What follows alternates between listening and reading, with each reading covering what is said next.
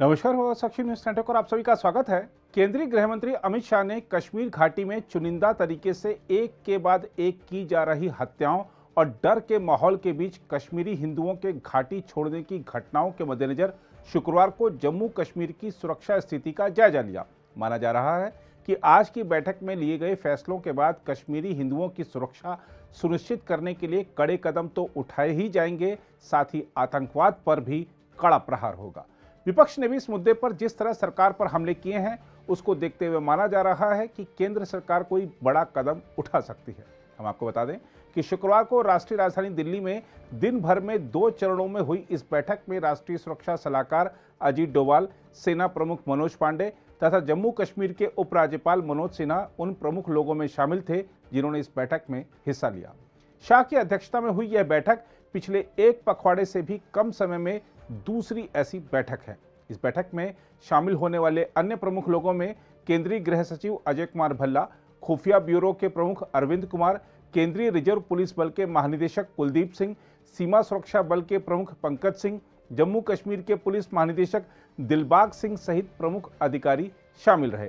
इस बैठक से पहले अमित शाह ने उपराज्यपाल मनोज सिन्हा, रॉ सचिव सामंत गोयल और जम्मू कश्मीर के पुलिस महानिदेशक दिलबाग सिंह के साथ अनौपचारिक बैठक भी की थी। गृह मंत्रालय के एक अधिकारी ने बताया कि गृह मंत्री ने जम्मू कश्मीर की सुरक्षा स्थिति की समीक्षा की। उन्होंने बताया कि इस बैठक में आगामी अमरनाथ यात्रा के लिए सुरक्षा इंतजाम का विषय भी उठा। बैठक में उपराज्यपाल ने जम्मू कश्मीर के हालात पर विस्तार से जानकारी दी। हम आपको बता दें कि गृह मंत्री ने गुरुवार को भी जम्मू कश्मीर की स्थिति पर चर्चा के लिए एक महत्वपूर्ण बैठक की थी, लेकिन आज की बैठक इस लिहाज से ज़्यादा महत्वपूर्ण रही क्योंकि इसमें केंद्र शासित प्रदेश के उपराज्यपाल और वहां के पुलिस अधिकारी भी मौजूद थे। दूसरी ओर कश्मीर घाटी में टारगेट किलिंग की बढ़ती घटनाओं के मद्देनजर कश्मीरी हिंदू लगातार प्रदर्शन कर रहे हैं। यही नहीं, उनके सामूहिक पलायन की भी खबरें आ रही हैं। कश्मीर में नाराज सरकारी कर्मचारियों के एक समूह ने लगातार दूसरे दिन भी उन्हें कश्मीर से अपने गृह जिलों में स्थानांतरित करने की मांग को लेकर प्रदर्शन जारी रखा। प्रदर्शनकारियों में ज्यादातर शिक्षक शामिल हैं। वे मंगलवार को दक्षिण कश्मीर के कुलगाम जिले के एक स्कूल में अपनी सहयोगी रजनी बाला की आतंकवादियों द्वारा गोली मारकर हत्या करने के बाद जम्मू लौट आए हैं।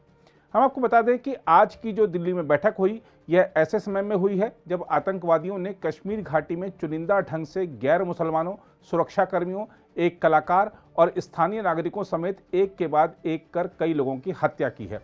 गुरुवार को 2 अलग अलग घटनाओं में कश्मीर में एक बैंक कर्मी और ईंट भट्टा मजदूर की हत्या कर दी गई थी, जबकि एक अन्य मजदूर को घायल कर दिया गया था। 1 मई के बाद से कश्मीर में बैंक कर्मी की हत्या 9वीं तथा श्रमिक की हत्या 10वीं चुनिंदा ढंग से की गई हत्या थी। मंगलवार को भी दक्षिण कश्मीर के कुलगाम में आतंकवादियों ने जम्मू क्षेत्र के सांबा जिले की एक अध्यापिका की गोली मारकर हत्या कर दी थी। इसके अलावा 18 मई को उत्तरी कश्मीर के बारामूला में आतंकवादी शराब की एक दुकान में घुस गए थे और उन्होंने गोला फेंककर जम्मू क्षेत्र के एक व्यक्ति को मार डाला था और 3 अन्य को घायल कर दिया था। ये नहीं, श्रीनगर में 24 मई को पुलिसकर्मी सैफुल्लाह को उनके घर में ही गोली मारकर उनकी हत्या कर दी गई थी, जबकि उसके 2 दिन बाद ही बडगाम में अमरीन भट्ट को मौत के घाट उतार दिया गया था। इससे पहले 12 मई को प्रधानमंत्री पैकेज के तहत 2012 में नियुक्त किए गए कश्मीरी पंडित राहुल भट्ट की हत्या कर दी गई थी। इस बीच कश्मीर के ग्रैंड मुफ्ती नासिर उल इस्लाम ने कहा है कि हर हत्या जो हो रही है वह खेदजनक और एक जघन्य अपराध है। उन्होंने कहा है कि मेरी सहानुभूति सभी परिवारजनों के साथ है। लोग आपस में आपसी भाईचारा और मेल जोल कर बनाकर रखें। उन्होंने कहा कि कश्मीरी पंडितों को यहाँ से नहीं जाना चाहिए, उन्हें यहीं रहना चाहिए। ग्रैंड मुफ्ती ने कहा कि हम पिछले 30 वर्षों से उनकी वापसी के बारे में बातें कर रहे हैं। अब जब वे वापस आ गए हैं, उन्हें शांति और सम्मान के साथ हमारे साथ रहना चाहिए। अगर आप भी लेना चाहते हैं देश दुनिया की तमाम जानकारी तो आज ही सब्सक्राइब करें हमारे चैनल को। साथ ही नीचे दिए बेल आइकन को जरूर दबाएं ताकि हर अपडेट आप तक पहुंच सके।